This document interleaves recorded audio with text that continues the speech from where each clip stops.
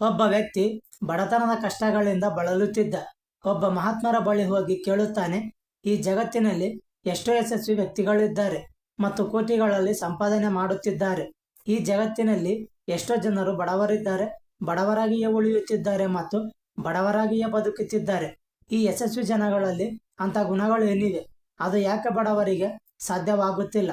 ಬಡವನ ಈ ಪ್ರಶ್ನೆಯನ್ನು ಕೇಳಿದ ಮಹಾತ್ಮರು, ಶ್ರೀಮಂತರಾಗಲು ಮತ್ತು ಜೀವನದಲ್ಲಿ ಯಶಸ್ವಿಯಾಗಲು ಕೆಲವು ನಿಯಮಗಳಿವೆ. ಯಶಸ್ವಿ ಜನರು ಅದನ್ನು ತಪ್ಪದೆ ಅನುಸರಿಸುತ್ತಾರೆ. ಆ ನಿಯಮಗಳನ್ನು ನೀವು ಪಾಲಿಸಿದರೆ ನೀವು ಕೂಡ ಯಶಸ್ವಿ ಆಗಬಹುದು. ಅಷ್ಟೇ ಅಲ್ಲ, ಸಮೃದ್ಧ ಮತ್ತು ಉತ್ತಮ ಜೀವನವನ್ನು ನಡೆಸಬಹುದು.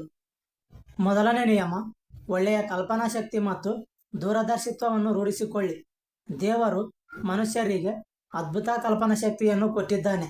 ನಮ್ಮ ವೈಯಕ್ತಿಕ ಆಸೆ ಆಕಾಂಕ್ಷೆಗಳು ನಮ್ಮ ಅಂತರಂಗದಲ್ಲಿ ಒದಗಿದ್ದು ನಾವು ಅವುಗಳನ್ನು ಮನಸ್ಸಿನಲ್ಲಿ ಕಲ್ಪಿಸಿಕೊಳ್ಳುತ್ತೇವೆ. ಇದನ್ನು ಕನಸು ಎಂದು ಬೇಕಾದರೂ ಕರೆಯಬಹುದು. ನಮ್ಮ ಜೀವನದಲ್ಲಿ ಸಂಭವಿಸುವ ವಿದ್ಯಮಾನಗಳೆಲ್ಲ ಇಂತಹ ಕಲ್ಪನೆಗಳ ಫಲವೆಂದರೆ ತಪ್ಪಾಗುವುದಿಲ್ಲ. ಪ್ರಪಂಚದ ಖ್ಯಾತ ವಿಜ್ಞಾನಿಗಳು, ಸಾಹಿತಿಗಳು ಇವರೆಲ್ಲ ಅದ್ಭುತ ಕನಸುಗಾರರೇ ಆಗಿದ್ದಾರೆ. ಕಂಡರಿಯಾದ ಕೆಳರಿಯಾದ ವಿಮಾನದ ಬಗ್ಗೆ ಕನಸು ಕಂಡ ರೈಟ್ ಸಹೋದರರು ವಿಮಾನದ ಆವಿಷ್ಕಾರಕ್ಕೆ ಕಾರಣಕರ್ತರಾದರು.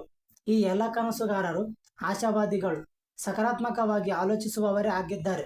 ಯಾವಾಗಲೂ ಪರೀಕ್ಷೆಯ ಬಗ್ಗೆ ಆಲೋಚಿಸುತ್ತಾ ಉತ್ತಮ ಫಲಿತಾಂಶದ ಕಲ್ಪನೆಯಲ್ಲಿ ತೊಡಗಿರುವ ವಿದ್ಯಾರ್ಥಿ ಆ ದಿಶೆಯಲ್ಲಿ ಸಫಲನಾಗುವುದರಲ್ಲಿ ಯಾವ ಅನುಮಾನವೂ ಇಲ್ಲ. ಎರಡನೆಯ ನಿಯಮ, ಯಾವಾಗಲೂ ಸಕಾರಾತ್ಮಕವಾಗಿ ಆಲೋಚಿಸಿ. ಸಕಾರಾತ್ಮಕ ಆಲೋಚನೆಗಳು ಹೆಚ್ಚು ಹೆಚ್ಚು ಸಕಾರಾತ್ಮಕ ವಿಷಯಗಳಿಗೆ ಎಡೆಕೊಟ್ಟು ಫಲಿತಾಂಶವು ಸಕಾರಾತ್ಮಕವಾಗಿರುತ್ತದೆ. ನಾವು ಪ್ರಾರ್ಥನೆ ಮಾಡುವಾಗ, ಧ್ಯಾನ ಮಾಡುವಾಗ, ದೇವರ ಬಗ್ಗೆ ಯೋಚಿಸುವಾಗ ಅತ್ಯಂತ ಸಕಾರಾತ್ಮಕವಾಗಿಯೇ ಯೋಚಿಸುತ್ತಿರುತ್ತೇವೆ.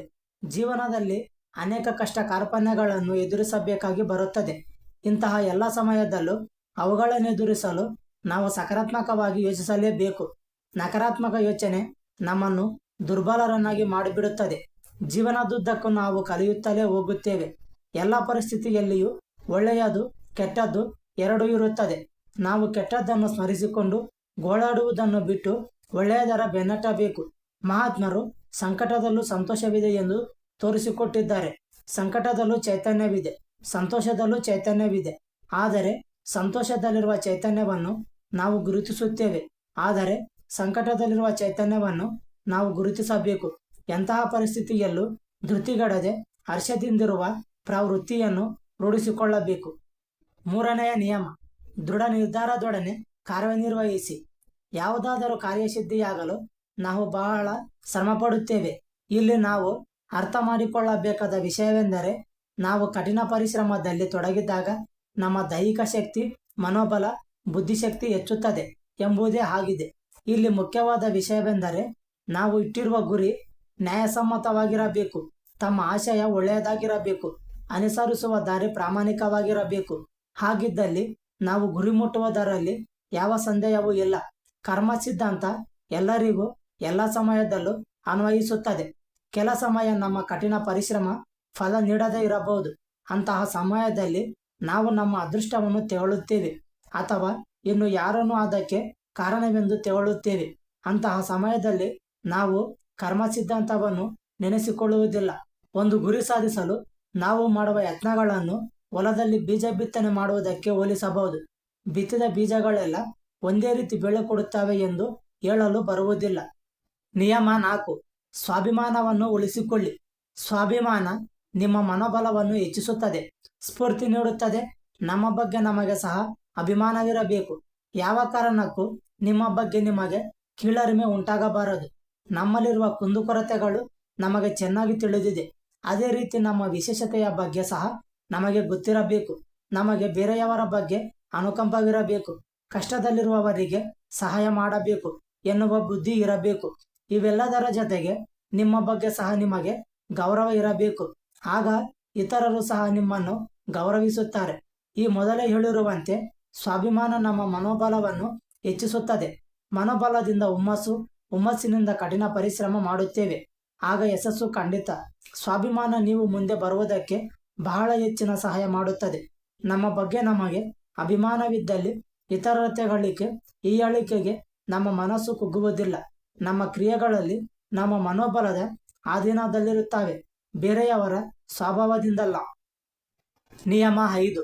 ಸೃಜನಶೀಲ ಚಟುವಟಿಕೆಗಳಲ್ಲಿ ನಿರತರಾಗಿ.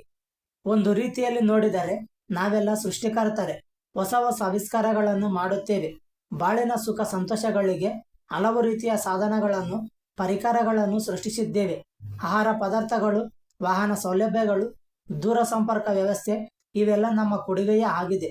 ಈ ಎಲ್ಲ ವಸ್ತುಗಳು ಕಾರ್ಯಪ್ರವೃತ್ತವಾಗುವಂತಹ ಉಪಯುಕ್ತ ವಸ್ತುಗಳೇ ಆಗಿವೆ. ನಮ್ಮ ಸೃಷ್ಟಿಯಿಂದ ಬೇರೆಯವರಿಗೆ ಹಾನಿಯಾಗಬಾರದು. ಇದು ಬಹಳ ಮುಖ್ಯ. ಜನರಿಗೆ ಹುಮ್ಮಸ್ಸು ತರುವ ರೀತಿಯಲ್ಲಿ ನಾವು ಕಾರ್ಯನಿರ್ವಹಿಸಬೇಕು. ನಮ್ಮ ಕೆಲಸದಿಂದ ಜನಗಳು ಆವೇಗರಹಿತರಾಗಿ ಹರ್ಷಚಿತ್ತರಾಗಿರುವಂತಿರಬೇಕು. ನಮ್ಮ ಎಲ್ಲ ಚಟುವಟಿಕೆಗಳು ಜನರ ಬಾಳನ್ನು ಹಸನುಗೊಳಿಸುವ ರೀತಿಯಲ್ಲಿರಬೇಕು. ನಮ್ಮ ಉತ್ಪನ್ನಗಳಿಂದ ಸಮಾಜದಲ್ಲಿ ಅಸಾಧಾರಣ ಪರಿಸ್ಥಿತಿ ಉಂಟಾಗಬಾರದು. ನಮ್ಮ ಉತ್ಪನ್ನಗಳು ಜನಜೀವನವನ್ನು ಭದ್ರಪಡಿಸುವಂತಿರಬೇಕು. ನಿಯಮ 6. ಇತರರಿಂದ ಸ್ಫೂರ್ತಿ ಪಡೆಯಿರಿ. ಸ್ಫೂರ್ತಿಯು ಮಹತ್ತರವಾದ ಚೈತನ್ಯವನ್ನು ನೀಡುತ್ತದೆ. ನಾವು ಯಾವಾಗಲೂ ಪ್ರಾಣಿ, ಪಕ್ಷಿ, ಮಾನವರನ್ನು ಗಂಭೀರವಾಗಿ ಗಮನಿಸಬೇಕು. ನಮ್ಮಲ್ಲಿ ಸಕಾರಾತ್ಮಕ ಮನೋಭಾವವಿದ್ದಲ್ಲಿ ನಮಗೆ ಸುತ್ತಮುತ್ತ ಸ್ಫೂರ್ತಿ ದೊರಕುವುದು ಕಷ್ಟವಾಗಲಾರದು.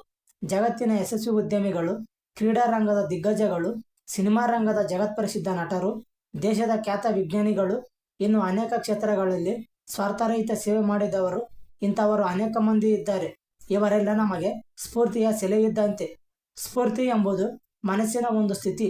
ಈ ಸ್ಥಿತಿ ಮನುಷ್ಯರನ್ನು ಸೃಜನಶೀಲರನ್ನಾಗಿ ಮಾಡುತ್ತದೆ. ಹಲವಾರು ಜನರು ತಮ್ಮ ಕಾರ್ಯಕ್ಷೇತ್ರಗಳಲ್ಲಿ ಹಲವಾರು ಬಾರಿ ಸೋಲು ಅನುಭವಿಸಿ ನಂತರ ಅಪಾರ ಯಶಸ್ಸು ಗಳಿಸಿರುವುದನ್ನು ಸಹ ನಾವು ಕಂಡಿದ್ದೇವೆ.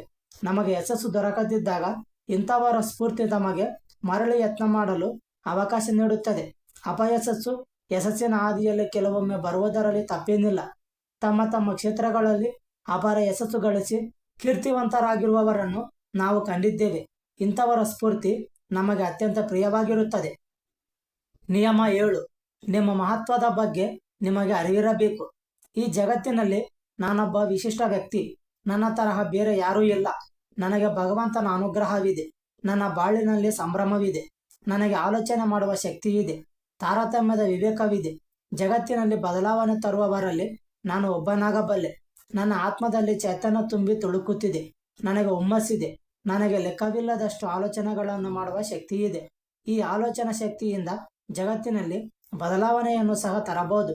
ನನ್ನ ಅಭಿಪ್ರಾಯಗಳು ಒಳ್ಳೆಯವು. ನನ್ನ ಭಾವನೆಗಳು ಪರಿಶುದ್ಧವಾಗಿವೆ. ಜಗತ್ತಿನಲ್ಲಿ ಶಾಂತಿ ಸಮಾಧಾನ ಉಂಟು ಮಾಡಲು ಏನು ಮಾಡಬೇಕೆಂಬುದನ್ನು ನಾನು ಬಲ್ಲೆ. ನನ್ನಲ್ಲಿ ಸದ್ಗುಣಗಳು ಮತ್ತು ಸಾಮರ್ಥ್ಯಗಳು ಹೆಚ್ಚಾಗಿವೆ. ನನ್ನಲ್ಲಿರುವ ಒಳ್ಳೆಯ ಸಂಗತಿಗಳ ಬಗ್ಗೆ ನನಗೆ ಸಂಪೂರ್ಣ ಅರಿವಿದೆ. ನನಗೆ ದೇವರಲ್ಲಿ ಭರವಸೆ ಇದೆ. ನನಗೆ ಈ ಜಗತ್ತಿನ ಜನಗಳ ಬಗ್ಗೆ ನಂಬಿಕೆ ಇದೆ. ನನಗೆ ನನ್ನ ಬಗ್ಗೆ ಸಹ ಭರವಸೆ ಇದೆ. ನಾನೊಬ್ಬ ಉದಾರಿ. ಪ್ರತಿದಿನ ಈ ಜಗತ್ತಿಗೆ ಏನನ್ನಾದರೂ ಕೊಡಬೇಕು ಎನಿಸುತ್ತದೆ. ಪ್ರತಿದಿನವೂ ಒಬ್ಬರಿಗಾದರೂ ಸಹಾಯ ಮಾಡಬೇಕೆಂಬ ಆಸೆ ಇದೆ. ಸಂಕಷ್ಟದಲ್ಲಿರುವವರೊಡನೆ ಸಹಕರಿಸಿ ಅವರಿಗೆ ಸಹಾಯ ಮಾಡಬೇಕು ಎಂಬ ಆಸೆ ಇದೆ. ಇಂತಹ ಮನಸ್ಥಿತಿಯು ಒಂದು ಐಶ್ವರ್ಯವೆಂದೇ ತಿಳಿದಿದ್ದೇವೆ. ನಿಯಮ 8. ಹೊಸ ಕೌಶಲ್ಯಗಳನ್ನು ಕಲಿಯಿರಿ. ಈ ಜಗತ್ತು ಒಂದು ಕಲಿಕೆಯ ಕೇಂದ್ರವಾಗಿದೆ. ಇಲ್ಲಿ ಹೊಸ ಹೊಸ ವಿಷಯಗಳನ್ನು ಕಲಿಯಲು ಸಹಸ್ರಾರು ಅವಕಾಶಗಳಿವೆ. ಇಲ್ಲಿ ಅನೇಕ ರೀತಿಯ ಕೌಶಲ್ಯಗಳಿವೆ. ನಮಗೆ ಸಹ ಹೊಸ ಹೊಸ ಕೌಶಲ್ಯಗಳನ್ನು ಕಲಿಯಬೇಕೆಂಬ ಆಸೆ ಇದ್ದರೂ ಸಹ ಸಮಯ ಹಾಗೂ ಇನ್ನಿತರ ಕಾರಣಗಳಿಂದ ಇದು ಸಾಧ್ಯವಾಗುವುದಿಲ್ಲ. ನಮಗೆ ಕಲಿಯಲು ಮನಸ್ಸಿದ್ದರೆ ಸಮಯ ಸಿಕ್ಕೇ ಸಿಗುತ್ತದೆ. ಸಮಯ ಇದು ಸರ್ವಶಕ್ತನು ನಮಗೆ ಉಚಿತವಾಗಿ ನೀಡುವ ವರ. ಇದರ ಸದುಪಯೋಗವನ್ನು ಪಡೆಯುವುದು ನಮ್ಮ ಕರ್ತವ್ಯ. ನಮ್ಮ ದಿನನಿತ್ಯದ ಜೀವನದಲ್ಲಿ ಉಪಯುಕ್ತವಾಗುವಂತಹ ಕೌಶಲ್ಯಗಳನ್ನು ನಾವು ಕಲಿಯುವುದು ಹೆಚ್ಚು ಸೂಕ್ತ. ನಮಗೆ ಅತ್ಯಂತ ಹೆಚ್ಚಿನ ಉಪಯೋಗವಾಗುವ ವಿಷಯಗಳೆಂದರೆ ಸಣ್ಣ ಪುಟ್ಟ ಎಲೆಕ್ಟ್ರಿಕಲ್ ವೈರಿಂಗ್, ಟಿವಿ ರಿಪೇರಿ, ಮ್ಯೂಸಿಕ್ ಸಿಸ್ಟಮ್ ರಿಪೇರಿ, ಮರಗೆಲಸ ಇತ್ಯಾದಿ. ಸಮಯ ವ್ಯರ್ಥ ಮಾಡದೆ ಕಲಿಯಲು ತೊಡಗಿದರೆ ಹಲವಾರು ದಿನಗಳಲ್ಲಿ ನಾವು ಅನೇಕ ಕೌಶಲ್ಯಗಳನ್ನು ಕರಗತ ಮಾಡಿಕೊಳ್ಳಬಹುದು. ಇದರಿಂದ ಬಹಳ ಉಪಯೋಗವಿದೆ. ಇಂದಿನ ದಿನಗಳಲ್ಲಿ ಮೇಲೆ ತಿಳಿಸಿದ ರಿಪೇರಿಗಳಿಗೆ ಬಹಳ ಹಣ ವ್ಯಯಿಸಬೇಕಾಗುವುದು. ನಿಯಮ 9. ಇತರರಿಗೆ ಸ್ಫೂರ್ತಿದಾಯಕರಾಗಿರಿ. ಇತರರಿಗೆ ಸ್ಫೂರ್ತಿ ನೀಡುವ ಮೊದಲು ನಮ್ಮಲ್ಲಿ ಸ್ಫೂರ್ತಿ ನೀಡುವ ಗುಣಗಳಿದೆಯೇ ಎಂಬುದನ್ನು ಕಂಡುಕೊಳ್ಳಬೇಕು. ನಾವು ನಮ್ಮ ನಡೆನುಡಿಗಳ ಬಗ್ಗೆ ಆತ್ಮಾವಲೋಕನ ಮಾಡಿಕೊಳ್ಳಬೇಕು. ನಿಮ್ಮ ನಡೆನುಡಿಗಳಲ್ಲಿ ವ್ಯತ್ಯಾಸವಿದ್ದರೆ ನೀವು ಸ್ಫೂರ್ತಿದಾಯಕರಾಗಲು ಸಾಧ್ಯವೇ ಇಲ್ಲ. ಇದಲ್ಲದೆ ನಮ್ಮಲ್ಲಿ ಅನುಕಂಪವಿರಬೇಕು. ನಮ್ಮ ಮಾತಿನಲ್ಲಿ ನಯ, ವಿನಯ, ಮಾಧುರ್ಯ ಇರಬೇಕು. ಇತರರ ಗೌರವಕ್ಕೆ ಧಕ್ಕೆ ಬಾರದಂತೆ ಹೃದಯಪೂರ್ವಕವಾಗಿ ಮಾತನಾಡಬೇಕು. ಹಾಗಿದ್ದಲ್ಲಿ ಮಾತ್ರ ನಮ್ಮ ಮಾತು ಅವರ ಹೃದಯವನ್ನು ತಟ್ಟುತ್ತದೆ. ನಮ್ಮ ಉದ್ದೇಶ ಒಳ್ಳೆಯದಾಗಿರಬೇಕು. ಮಾತುಗಳಲ್ಲಿ ಕರುಣೆ ಇರಬೇಕು.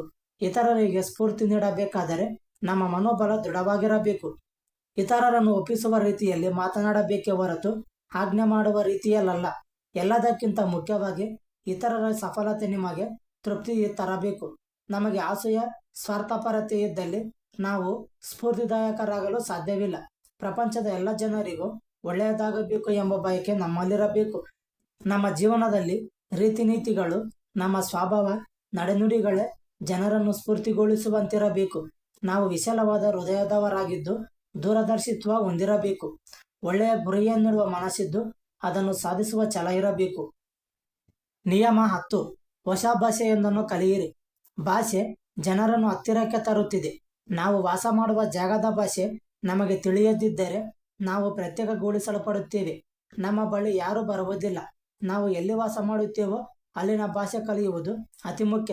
ಜನರ ಒಡನಾಟ ಹೆಚ್ಚಬೇಕಾದರೆ ಅವರ ಭಾಷೆ ಬರಲೇಬೇಕು.